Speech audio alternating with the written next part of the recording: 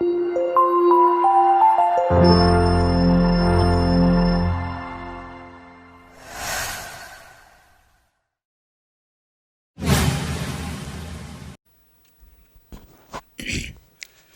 बच्चों, my self Raghuraj Singh. स्वागत है आप लोगों का मेरे YouTube channel vibrant physics by Raghuraj sir. Work power energy का सीरीज चल रहा है। आज वर्क पावर एंड एनर्जी का लेक्चर नंबर 7 देखेंगे। स्टार्ट करते हैं कुछ प्रॉब्लम से, ठीक है। थोड़ी प्रैक्टिस करते हैं क्वेश्चंस की, ठीक है।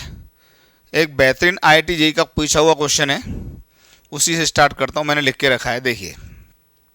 ये क्वेश्चन JEE में आया था, ईयर में लिखता नहीं हूँ क्योंकि इतना याद नहीं रखता। ये एक सर्कुलर पाथ है, एक पार्टिकल है, इसका मास m मान लो, ठीक है। इसको A से B डिस्प्लेस किया जा रहा है। बहुत ही अच्छा सवाल है, मज़ा आ जाएगा आपको। A से B इस पार्टिकल को डिस्प्लेस किया जा रहा है और इस पर फोर्स लग रहे हैं टोटल 3। देखिए, किसी के दिमाग में ग्रेविटी आएगा तो पहली बात तो ग्रेविटी को मैंने 0 कह दिया है, तो ग्रेविटी 0 है तो mg नहीं आ रहा है, ठीक है। दिमाग में ले लो। 3 फोर्सेस मिलके इसको A से B डिस्प्लेस कर रहे हैं। तीनों फोर्स की क्वालिटी क्या है, देखिए। जो F1 का फोर्स है वो हमेशा हॉरिजॉन्टल लगता है, हमेशा हॉरिजॉन्टल। क्या मतलब है इसका, पीछे के पेज पे बताता हूँ, देखो। इसका मतलब ये है, ध्यान से सुनना, कि ये पार्टिकल कहीं भी होगा, ठीक है। जैसे मान लो ये यहाँ पहुँचा, यहाँ पहुँचा, यहाँ पहुँचा, इन्हीं में समझा दूंगा। तो F1 हमेशा हॉरिजॉन्टल लगता है, ऐसे ऐसे, हमेशा हॉरिजॉन्टल, हमेशा हॉरिजॉन्टल लगता है, इस तरह से। क्लियर हुआ? F1 हमेशा हॉरिजॉन्टल लगता है, ठीक। दूसरा देखिए, दूसरा है F2, always along the tangent. अब देखिए F2 की खास बात देखिए, जो F2 है, चाहे बॉडी कहीं पर भी है, वो हमेशा टेंजेंशियल लग रहा है। देखो, हमेशा टेंजेंशियल, ये हमेशा टेंजेंशियल। तो आप समझ गए होंगे, खुशबू आ गई होगी। पिछली क्लास में मैंने पढ़ाया था आपको, work done by the tangential force, तो इसमें उसका फंडा लगेगा। F2 हमेशा अलोंग द टेंजेंट, हमेशा अलोंग द टेंजेंट लगता है, ओके। और जो नेक्स्ट फोर्स है, देखिए F3, always point towards the point B। आप समझ गए होंगे, इसका मतलब ये कैसा फोर्स है, सेंट्रल फोर्स है, सेंट्रल। कैसा फोर्स है, सेंट्रल फोर्स है, क्योंकि इसका जो डायरेक्शन है, चाहे पार्टिकल कहीं भी है, पार्टिकल कहीं भी है, देखिए यहाँ पर इस लाइन के लूँगे, यहाँ पर इस लाइन के लूँगे, ये F3 यहाँ पे इस तरीके से लग रहा है, ये F3 यहाँ पे इस तरीके से लग रहा है, ठीक है। तो देखिए, JEE वालों ने कितने स्मार्ट तरीके से 3 फोर्सेस के आपको कंसेप्ट पूछ लिए कि आपको क्या कंसेप्ट आता है work done by the tangential force, क्या कंसेप्ट आता है work done by the central force, और आपको कंसेप्ट आता है work done by the constant force. Clear? तो पहले इतना जरा क्वेश्चन को पॉज करके उतार लीजिए, ठीक है। तीनों फोर्सेस की क्लैरिटी आ गई आपको। तीनों फोर्सेस इस तरीके से लग रहे हैं, ठीक है।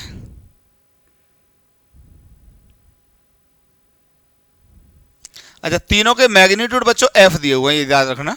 तो F1 का मैग्नीट्यूड बराबर F2 का मैग्नीट्यूड बराबर F3 का मैग्नीट्यूड बराबर F दिया हुआ है।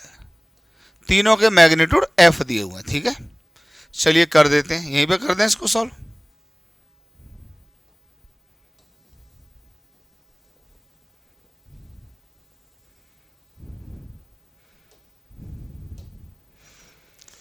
ठीक है, अब जरा देखना। अब देखिए, F1 क्यों हॉरिजॉन्टल लग रहा है, तो ये हमेशा कांस्टेंट है।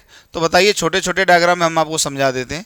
बताइए, कोई फोर्स यहाँ से यहाँ तक जाने में ये इस तरीके से लगे, इस तरीके से लगे, इस तरीके से, तो बताइए कांस्टेंट फोर्स F लग रहा है, उसका वर्क क्या होता है, force into displacement in the direction of force. तो मैंने आपको बताया था कि इनिशियल लाइन ये बना ली फोर्स के परपेंडिकुलर, और फाइनल बना ली, तो डिस्प्लेसमेंट यहाँ से यहाँ तक R होगा कि नहीं होगा।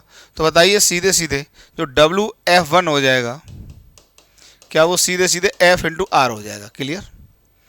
ठीक है, क्लियर करते चलो, इसी में समझाता चलूँगा सब बातें पॉज करके, ठीक है। हटा दूँ, चलिए।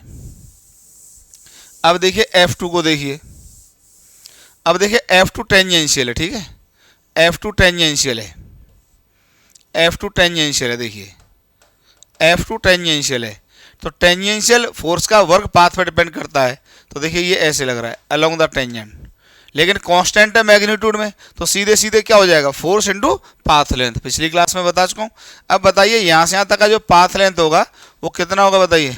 क्या 2πr/4 बराबर कितना हो जाएगा?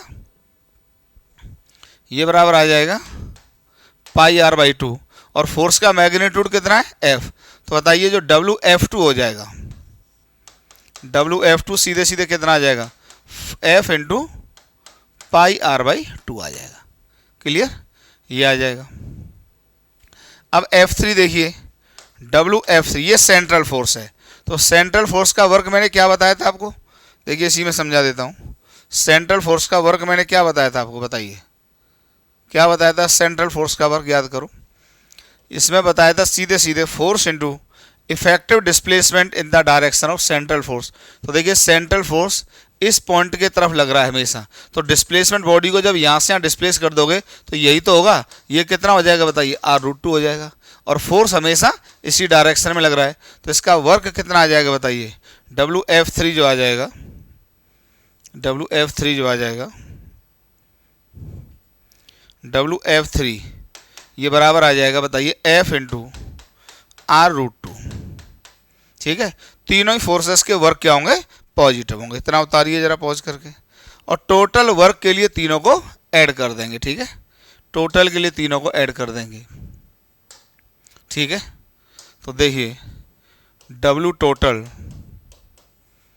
ये आ जाएगा WF1 plus WF2 plus WF3।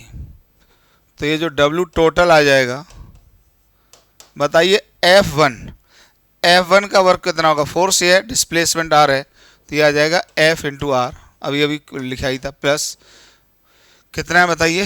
F into πr/2 है, प्लस तीसरे फोर्स का वर्क है बताइए F इंटू r√2।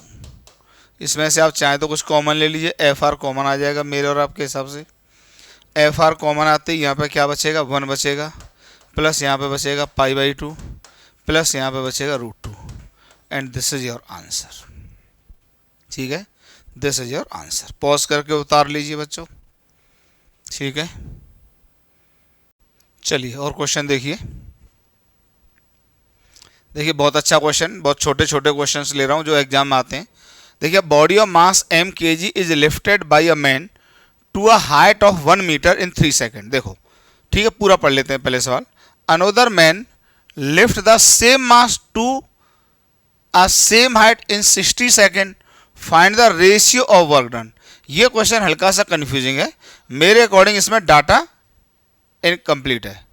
ठीक है, अब देखिए डाटा क्यों इनकम्प्लीट है, इसमें यह देना चाहिए कि जो मैन 1 है और मैन 2 है उन्होंने फोर्स सेम लगाया होगा। मैं एक्सप्लेन कर देता हूं। देखो देखिए यहां से यहां ले, ये ए के द्वारा है और ये बी के है, दोनों में ही जो हाइट है वो सेम है 1 metre. Delta H equal to यहाँ भी 1 मीटर है और डेल्टा एच इक्वल टू यहाँ भी 1 मीटर है। ठीक है, दोनों में। अब देखिए अगर मास भी सेम है, मान लो ये हमने लिख दिया, मास भी सेम ले लिया दोनों में, जरा बात समझना। तो यार ऑब्वियसली अगर मान लो यहाँ पे एक आदमी इसको F1 का फोर्स लगा के यहाँ से लेके यहाँ तक डिस्प्लेस करे और एक F2 का फोर्स लगा के डिस्प्लेस करे, ठीक है, यहाँ से यहाँ, तो बताइए जो WA हो जाएगा अगर उसने F1 का फोर्स लगाया है तो क्या हो जाएगा बताइए? F1 इंटू 1 मीटर हो जाएगा। अच्छा, टाइम से कोई लेना देना नहीं होता है, क्योंकि चाहे धीमे करो चाहे तेज करो, जो वर्डन होता है वो सेम होता है, वो फोर्स इंटू डिस्प्लेसमेंट होता है केवल। ठीक है, अब बताइए WB जो हो जाएगा वो क्या हो जाएगा? वो हो जाएगा F2 इंटू 1 हो जाएगा। तो आप बताइए अगर F1 इक्वल टू F2 नहीं होंगे तो क्या वर्क दोनों के सेम होंगे? तो आपको सॉल्यूशन तो मैंने ये कर दिया, तो अब आप अलग से लिख दीजिए if F1 equal to F2, तो फिर यहाँ से W1 इक्वल टू क्या हो जाएगा? W2। आंसर असल में इसका यही दिया था कि जो W1 और W2 का रेशियो था, जो W1 अपॉन W2 था वो 1/1 या W1 is to W2 equal to दिया था 1:1। ठीक है, इसलिए मैंने आपको ये बता दिया है कि फोर्स दोनों को सेम रखना पड़ेगा, तब ये आंसर आएगा 1:1। क्लियर? उतारिए पॉज करके। नेक्स्ट क्वेश्चन देखिए, ये भी एक अच्छा सवाल है। देखिए a body of mass 6 kg is under a force which causes a displacement S. देखिए डिस्प्लेसमेंट का फंक्शन दिया हुआ है एस इक्वल टू, यही लिख देते हैं solution, S equal to T square by 2 दिया हुआ है। Find the work done by the force in 2 second, 2 second में कितना वर्क करेगा। तो देखिए आपको दो बातें चाहिए होगी, 2 सेकेंड में निकालना है। तो एक तो t इक्वल टू 0 पर आप इसकी पोजीशन फाइंड आउट कर लीजिए। बताइए t इक्वल टू 0 पे इस इक्वेशन से बताइए s इक्वल टू 0 होगा, तो यहाँ पे s इक्वल टू 0 है। कुछ नहीं दिया है तो पाथ हम स्ट्रेट लाइन ही मान लेंगे, ओके, उसमें कोई बात ही नहीं है। और t इक्वल टू 2 सेकेंड पर देखिए, t इक्वल टू 2 सेकेंड पर बताइए यहाँ पे s की वैल्यू कितनी हो जाएगी, 2 सेकेंड ले लोगे तो आ जाएगा 2 मीटर। ठीक है, तो डिस्प्लेसमेंट तो 2 सेकंड में कितना हो गया, 2 मीटर हो गया। ठीक है, अब आपको फोर्स की आवश्यकता हो रहा है, तो आप एक बार इसको जब डिफरेंशिएट करोगे तो वेलोसिटी मिलेगी। बताइए क्या होगी, ds बाई dt हो जाएगी। तो ये आ जाएगा 1/2, इसको डिफरेंशिएट करेंगे तो क्या आएगा, 2t आएगा। तो 2 से 2 मर गया, तो v इक्वल टू कितना आ गया, t आ गया। फिर आपको एक्सीलरेशन मिल जाएगा, एक बार डिफरेंशिएट और कर लो, dv/dt बराबर कितना आ जाएगा, 1 आ जाएगा। और क्लियर हो गया, तो ये आ गया एक्सीलरेशन आ गया 1 मीटर पर सेकंड स्क्वायर। और फोर्स होता है मास इनटू एक्सीलरेशन। तो देखिए मास 6 kg दिया हुआ है आपको, मास इसका आपको 6 kg दिया हुआ है। तो बताइए जो फोर्स आ जाएगा वो कितना आ जाएगा, 6 न्यूटन आ जाएगा। तो वर्क बताइए कितना हो जाएगा, वर्क जो हो जाएगा force into displacement, 6 into displacement कितना 2 मीटर, ये बराबर आ जाएगा 12 जूल। एकदम आसानी से क्लियर, उतार लीजिए पॉज करके। ठीक है, एकदम आसान है, थोड़ी प्रैक्टिस मैंने जानबूझ के कराई है जिससे थोड़ा सा कॉन्फिडेंस आ जाए आप लोगों को। और देखिए अगला क्वेश्चन, ये जैसे क्वेश्चन देखिए अच्छा क्वेश्चन है, इस तरह के क्वेश्चन एग्जाम में आते हैं। क्वेश्चन को पहले पढ़ देता हूँ या पहले समझा देता हूँ। देखिए ब्लॉक है, इसका मास m है, वो g/4 के एक्सीलरेशन से नीचे की तरफ जा रहा है। A cord is used to lower vertically a block of mass m, इसका मास m दिया हुआ है, बाई अ डिस्टेंस d, इसको यहाँ कहाँ से कहाँ तक नीचे ले जा रहे हैं, d डिस्टेंस ले जा रहे हैं, यहाँ से यहाँ तक d ले जा रहे हैं। ठीक है, क्लियर। और एक्सीलरेशन कितना, g/4। सवाल पूछा है find the work done by the cord, cord के द्वारा इस पर कितना वर्क होगा। तो कॉर्ड के वर्क का मतलब जो इसमें टेंशन फोर्स आया होगा उसने कितना वर्क किया होगा। अब आपको टेंशन फोर्स फाइंड आउट करना पड़ेगा। देखिए कैसे आएगा, अब आपको पता है ये g/4 के एक्सीलरेशन से नीचे की तरफ जा रहा है, तो नीचे बताइए कितना फोर्स लग रहा होगा, कैपिटल mg लग रहा होगा। तो बताइए इसमें डायनेमिक्स का इक्वेशन बना दीजिए आप, यहाँ पर क्या बनेगा बताइए, mg माइनस टी बराबर क्या आ जाएगा बताइए, m इंटू g/4 आ जाएगा। तो t इक्वल टू कितना आ जाएगा बताइए, 3mg/4 आ जाएगा। क्लियर हो गया, तो टेंशन इतना आ गया। अब एक बात ध्यान रखना कि डिस्प्लेसमेंट तो हो रहा है नीचे की तरफ, यहाँ से लेके यहाँ तक, और फोर्स लग रहा है ऊपर की तरफ, तो जो वर्क हो जाएगा वो नेगेटिव होगा। बताइए क्यों, अच्छा फोर्स कांस्टेंट है तो कोई भी इंटीग्रेशन की आवश्यकता है नहीं, तो सीधे सीधे क्या लिख देंगे बताइए, वर्क इक्वल टू हो जाएगा माइनस टी इंटू डी। तो यहाँ से आ जाएगा work equal to minus T कितना आ जाएगा बताइए, -3mg/4 इंटू डी आ जाएगा, -3mg/4 इंटू डी आ जाएगा। ठीक है, चलिए उतारिए पॉज करके। चलिए और क्वेश्चन देखिए, बेहतरीन क्वेश्चन। देखिए क्वेश्चन मैंने जानबूझ के लिया है, हल्का सा बेहतर क्वेश्चन है क्योंकि ऐसा करा दिया पर इसमें कन्फ्यूजन आ जाता है। देखिए अब बॉडी ऑफ मास 3 kg, ठीक है, is moving such that s equal to, देखिए अब की बार जो डिस्प्लेसमेंट दिया हुआ है, देखिए s इक्वल टू दिया हुआ है 1/3 TQ। तो बात वही है, एक तो आपको 2 सेकंड में आपको वर्क डन बताना है, मास इतना दिया हुआ है। ठीक है, मास कितना है 3 kg, ये 3 kg मास है। तो सबसे पहले आप इसमें फोर्स फाइंड आउट कर लो। अब फोर्स के लिए क्या करेंगे आपको पता ही है, इसको पहले डिफरेंशिएट करके v फाइंड आउट करेंगे। तो v इक्वल टू आ जाएगा ds/dt, तो कितना आ जाएगा बताइए, 3t²/3, 3t²/3 कितना आ गया बताइए, t² आ गया। फिर एक्सीलरेशन फाइंड आउट कर लो, एक्सीलरेशन कितना आएगा बताइए, dv/dt आएगा। फिर इसको एक बार डिफरेंशिएट कर दो तो 2t आ गया। और जो फोर्स होता है फिर वो होता है मास इंटू एक्सीलरेशन, तो मास 3 kg है तो ये आ जाएगा 6t। तो देखिए फोर्स यार वेरिएबल आ गया, ठीक है। F इक्वल टू कितना आ गया 6t, मतलब जो फोर्स है वो कैसा वेरिएबल है। बहुत अच्छा सवाल है, अटक जाता है अक्सर बच्चों से। तो अगर फोर्स वेरिएबल है तो वर्क डन बिना इंटीग्रेशन के होना ही नहीं है, ठीक है। तो हम DW डिफाइन करेंगे यहाँ पर हमेशा की तरह। डेफिनेशन क्या होती है बताइए, F डॉट ds। अब देखिए पहले 2 सेकंड में पूछा है तो फोर्स वेरिएबल है, तो जो वेलोसिटी होगी वो हमेशा फोर्स के डायरेक्शन में ही होगी, और वेलोसिटी फोर्स के डायरेक्शन में होगी तो जो ds का डिस्प्लेसमेंट है वो भी फोर्स के डायरेक्शन में होगा। तो बताइए दोनों का डॉट प्रोडक्ट कैसे ओपन होगा, बताइए ये ओपन होगा FDS। अब आपको देखिए DW फाइंड आउट करना है, F आपको पता है कितना 6t। अब आपको DS लिखना है, तो देखो DS यहीं से लिख देंगे हम, इसको आप डिफरेंशिएट कर दो DS इक्वल टू, तो यहाँ से कितना आ जाएगा बताइए, ये आ जाएगा डी, या यहीं से देख लो DS बाई dt ये लिखा हुआ है, तो यहाँ से बताइए DS की वैल्यू कितनी आ जाएगी, DS इक्वल टू आ जाएगा टी स्क्वायर और dt। ये इसमें स्टेप महत्वपूर्ण है, ये स्टेप कई बार बच्चों को स्टैक नहीं करता, इस पर फोकस कर लो, क्योंकि हमको वहाँ DS चाहिए, तो DS by dt T square दिया हुआ है, तो यहाँ से DS की वैल्यू आ जाएगी टी स्क्वायर और dt। ओके, ये वैल्यू आप यहाँ पे पुट कर दीजिए, ये मैं अलग से पुट कर देता हूँ, देखिए ये आ जाएगा टी स्क्वायर और dt।